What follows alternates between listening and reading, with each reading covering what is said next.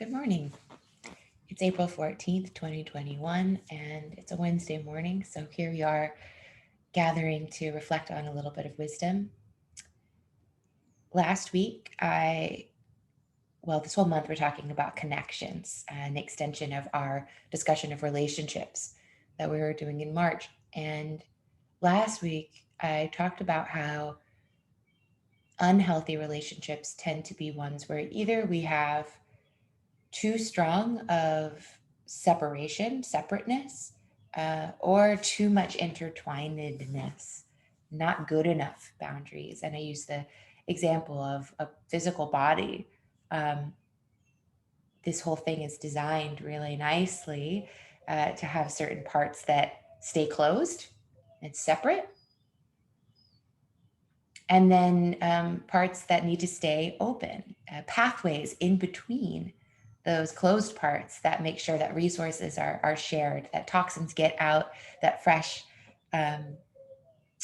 resources get in, etc. And so we live in this really incredible reality where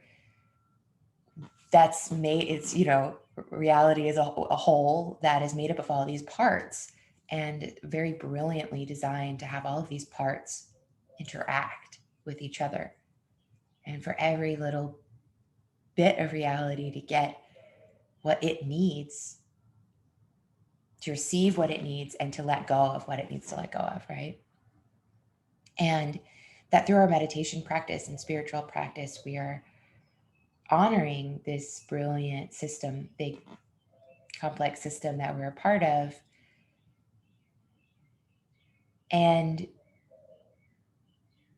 doing our best to make sure that the boundaries are there where they need to be, where nature sort of intended them to be, and where the connections are free and open, where that's supposed to be happening, right? We don't have to invent anything new. We don't have to make up a new natural order. The one that is in place works just great. All we need to do is to study it and come to trust it enough, and start to learn some pretty simple, really, techniques around restoring the balance, restoring the boundaries where they need to be, and restoring the openness where it needs to be.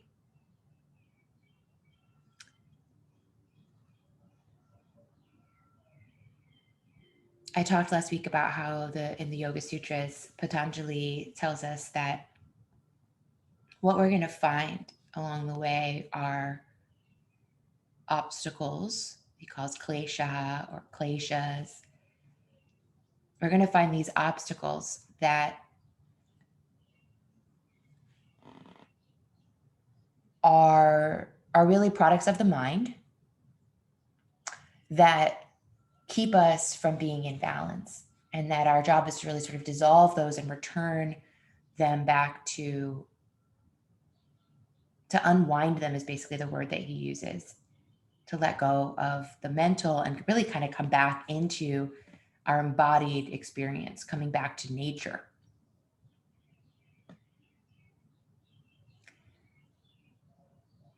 What happens is, and this is happening along the way, in order to dissolve the kleshas, we need to meditate. And as a result of working on the kleshas, our meditative state deepens. So both, right? It goes both ways. It's a process. And one of my favorite lines from the Yoga Sutra is book 3, Sutra 3, where he tells us the definition of SAMADHI, which is the deepest meditative state. SAMADHI is, here I've got my translation here.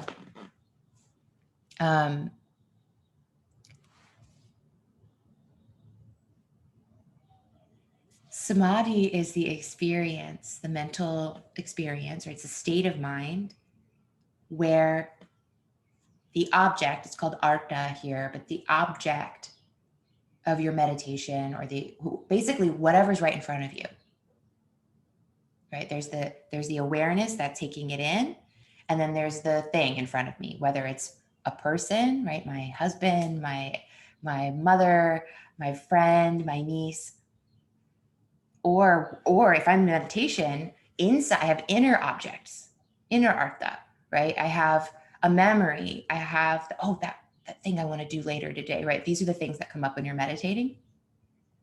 Or a feeling inside, or what's that feeling in my gut, or on my side, it's painful, right? Whatever kind of inner experience or outer experience, that could be considered the object or the artha, okay? She says that thing, whatever it is,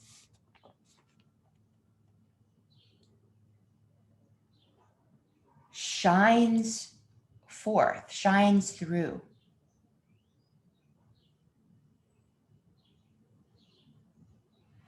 as if the awareness is empty of its own nature. As if the awareness that's meeting it is clear, basically, shunya, just empty. And so what this makes possible is for me to actually see that other being, for me to actually experience it. What do we do most of the time? We kind of meet whatever we're meeting part way with the kleshas, our stories about them, our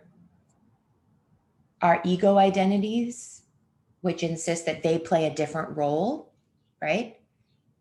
It's like somebody or a feeling or whatever it is kind of arising. Here I am. And before they can shine forth, before they can show us their essence, before they can show their true nature, we basically come running up, hand them a script, hand them an outfit, hand them a whole thing and go, okay, yes, you're this. You're this thing I'm afraid of.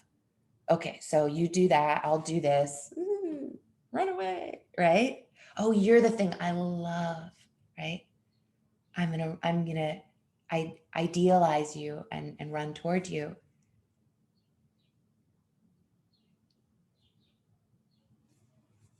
And so shunya, this is also a word that's really important in Buddhism. It shows up in the Heart Sutra, which is all about rupa and shunya, form and emptiness. The reason why we meditate is so that we can experience emptiness as a natural state, so that we can actually meet life, so that we can actually learn about and from all of our experiences, rather than just using those experiences to reinforce things that we already know or have been doing.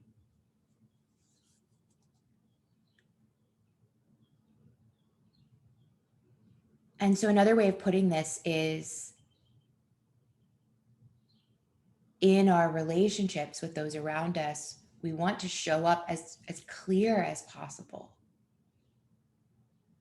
I want the space between you and me to be an open space, not cluttered and crowded with my projections and my stories. And when I notice that you are crowding the space between you and me with your projections and your stories, I can have some compassion for that, because I've done that too. And I can notice that what you're leaving in the space, like what you're putting in the space between us, whether you are, as we tend to do, polarizing, right? Whether you're demonizing me and you're trying to project onto me something that scares you,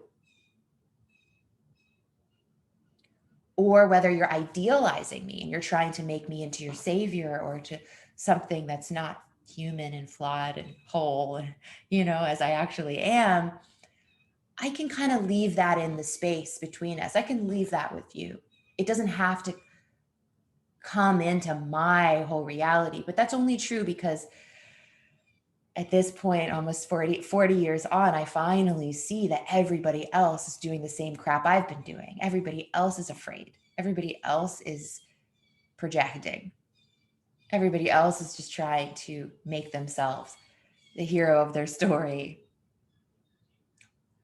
And I can see that now, and I can forgive that, and I can leave that where it is. It might inform how I interact with you if you do a lot of projecting onto me. But what I don't have to do is then assume that that projection actually says much about me.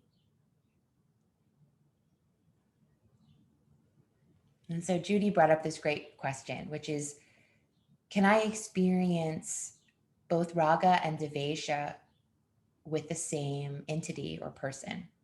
Meaning, right, raga and devesha are two of our kleshas. Raga is the experience of I mean, really, it comes from it comes from an idealization that comes from trauma, from fear, where we're overly attached. We're kind of anxiously attached to something. That's raga. We want to grasp after it. We want to keep messing with it. We want to always check in on it. We want to become the one who is defined by having that pleasant thing. And devesha is the experience of pushing away, of rejecting, and that's usually when we are doing a different kind of idealization. It's a different kind of fantasizing that thing is a part of life that just we don't want to exist at all. We want to get rid of it. And so she asked the question, can I experience both of those things with one person? It's such a great question because it seems counterintuitive. It seems like we can go around and put into the attachment, anxious attachment, bucket, some of our relationships, and then others go into the aversion bucket. But actually, in my experience, that's not true at all. Not at all. In fact, what I find is it's more like I have relationships that are very heightened, in which I will experience a lot of raga and a lot of devesha in those relationships in different circumstances. And then I have the relationships where just I don't get triggered. I'm not attached, but I'm also not averse. Relationships where I can actually be really neutral, not in a bad way, but like I can bring shunyata to it. I can just bring that emptiness. The space is clear, and I can just see that thing as it is and be with it. And it's no problem. And I would say actually for the most case, probably like 99.9% of your reality is that. And then we have these things that really make us bring a lot of attention to them. But I mean, if you think about your relationship with just throughout your day, from the moment you wake up to the moment you go to bed, you are in relationship. You are interacting with things, sentient beings, right? Your pets, all these kinds of relationships. If you really notice, most of the time they're great. They're fine. It's just working fine. But then when it's not, we really have to pay attention to it. And so yeah, for me, my experience, we're talking some of the inquiries around parts, and it might seem like, why should you keep talking about parts? But because the things that, that 0.1% of things that really are hard for us, the relationships that are hard, can feel really overwhelmingly complicated. The boundaries that have been crossed were crossed so long ago, maybe when we were so little, we don't even remember what it felt like before they were crossed.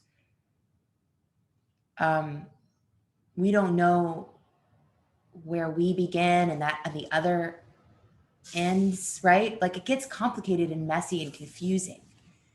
And so what I think is really, really helpful is to realize it's so messy and confusing, partly because two entities aren't two entities. Me and my mom, for instance, who've done a lot of work on our relationship these last few years that I'm really proud of. My mom and I we're two people, simply put, but really we're much, much more complicated than that, because I have all these different kinds of parts.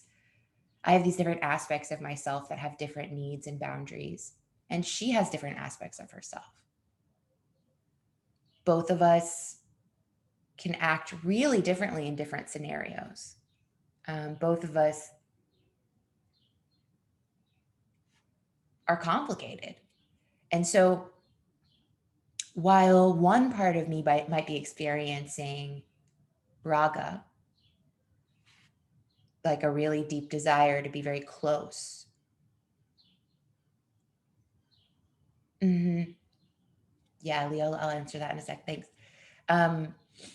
So one part of me might really want to get very close to somebody, while another part is really afraid. This is interesting. Actually, maybe I'll bring up this example because I've been working with my relationship with my work and my career, and by extension, right, of course, my relationship with you guys, with my students, and not just you, the 3 people that are here live, but how am I relating to the world through the work that I'm doing, all of this stuff. And what I'm learning is, when I'm experiencing a lot of suffering around something, as frankly I have been with my work stuff, really in a lot of turmoil about it, it's usually because one part of me really, really, really wants something and another part doesn't. What I've been learning is that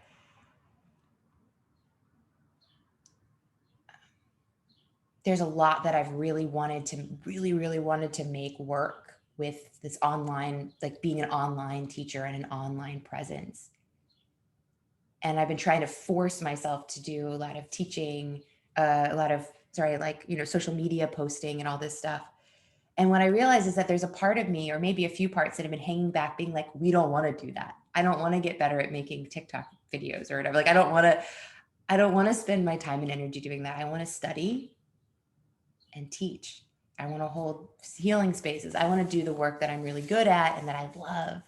And so when when I can't kind of move forward on something, when I can't seem to heal a relationship, or I can't kind of get over something, or I find myself really confused and in turmoil, it's usually because I'm experiencing both raga and devesha at the same time. When everything in me wants something, it's done. It's done before I notice it, right? It just happens. And when I'm stuck, it's because I'm experiencing both raga and devesha. And so what's been helpful for me is to break these down into parts, break myself down into parts, so just see if I can listen to the parts that are really resistant, hear their case, and then listen to the parts that really want this thing, hear their case. But what I used to do is just assume that there was some kind of, if there's a will, there's a way, right? And I would basically be saying, okay, one part that has chosen, that wants something, gets to kind of boss everybody else around and kind of step on everybody else inside, and in order to get this thing, whatever it is. And that's a kind of inner gaslighting, a kind of inner oppression, right? It's an over idealization of a part while dismissing other parts. And so Lee brings up this great question, which is, I think, the last thing I'll talk about. And I'll leave us with a little quote as well at the end. Can you talk more about what counts as parts? Example, the parts of me that need to rest versus the parts that need to prove something. They've been in conflict. Is that an example of parts, or is it different? So that's a great question that I feel like I've been not directly answering because I've now studied I've studied lots of different systems. Basically any system. What's a system? It's a story about the whole that's broken down into parts. And I've studied anatomy as a system, right? We're about to go deep into the chakras as a system. So that's going to be a nice, neat answer for May and June. Your parts are your chakras, and each one of them is responsible for a different aspect of your reality.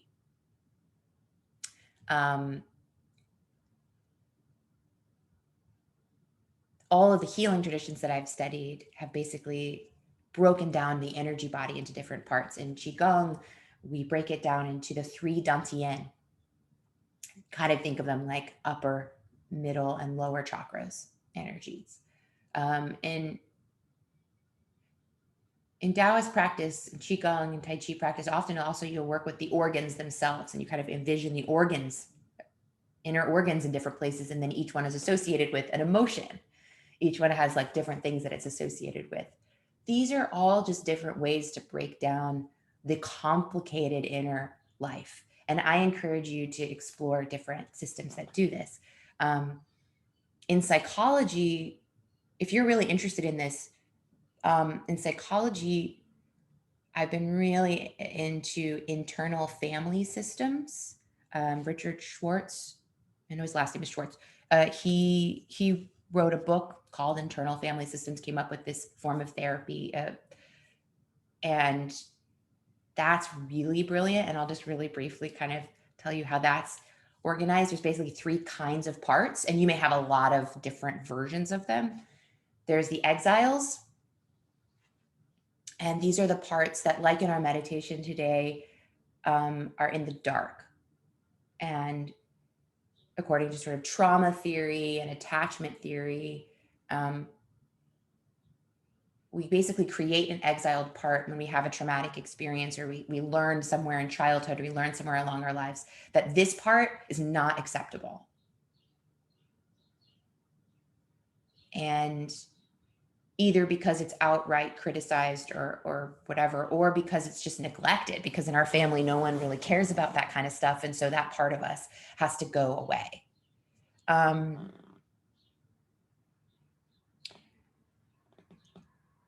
We have managers. Managers are the ones that are in charge.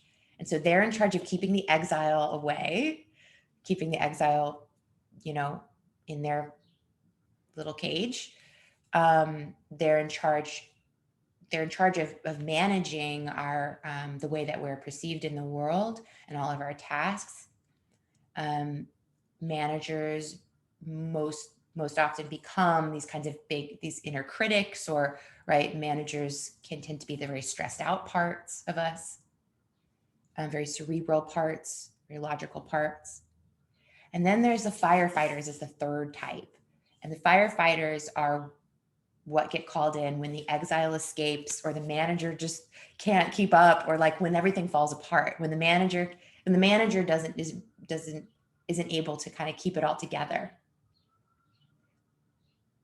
Then there's all this fear, and firefighters are often show up as like addictions, or it's like, I've got all this anxiety, so I'm just gonna go grab a drink at an inappropriate time, or whatever it is, and suddenly we don't, that was the firefighter that made us go do that.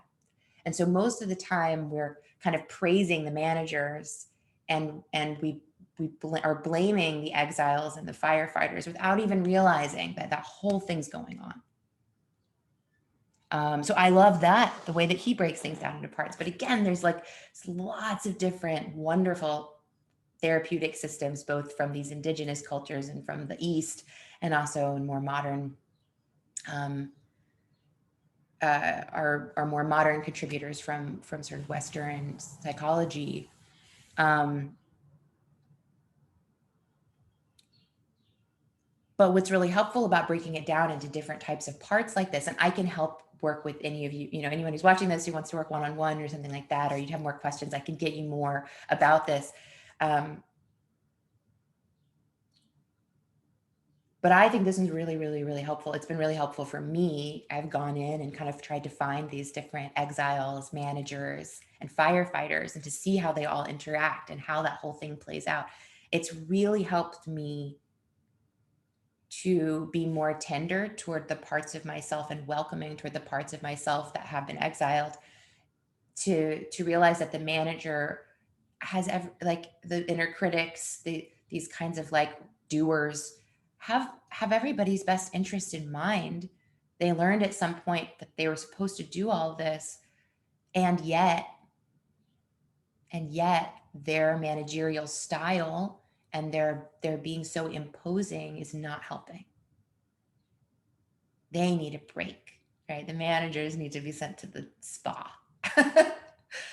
and that these firefighters also, these, you know, my what I do when I am in crisis and when I am anxious, when I'm in a lot of fear, that a lot of those habits, again, they were invented with my best interest in mind, and they have their own kind of logic, though they're not logical like the manager is. These are like more like visceral, primal things that are like trying to get these needs met, right? Trying to get that exile out so she can run around a little bit, right? That's for me a lot of what drinking was. When I would drink, it's like my managers are so strong. There are parts of me that I think that I felt I couldn't relax. Like I had to like send the manager away and let these little exiles run free. But lo and behold, it didn't really work, because I'd wake up the next morning and I just have guilt and shame. I didn't understand what had just gone down. And so the parts work also helps us break down our experiences sequentially as well. Oh, I got anxious, and then I did this, and then the exile got out, the firefighter, you know, it's like, oh, it's not just I wake up in the morning and go, I have no idea what just happened, or I have so much shame because there's darkness around this. And then what do? We shroud it in more darkness. And so to close, you know, this is what we were doing in the meditation today, letting the light parts spread into the dark parts rather than the light parts, right? Often kind of stuck in our manager mode, right? Like the light parts are like, no, stay in the dark. No, you know? And, but what happens when we let that little exile out without it having to be a crisis? Is there a way to do that, you know? So letting the light into the dark and letting the dark into the light, and hopefully coming back into right relationship inside by first seeing this is natural, what's happening. Everybody has a version of this. It's okay. There's logic and love to every single part inside of you. They think they're doing the right thing. And if they need to learn otherwise, what do they need? They need the other parts to come around and like all interface with each other to figure that out, to figure out a better way altogether. Otherwise, they're just going to push harder on their style and agenda. All right. As always, I went longer than I thought I would. And I'm going to leave you with a Nisargadatta quote. And I invite all your questions next week. Also, I'll riff on whatever questions you guys are asking or whatever's coming in. Oh, good, Judy. I'm so glad that was helpful. So glad. All right, I'm going to leave you with just a little quote from my dear teacher here, and then send you on your Wednesday. Okay.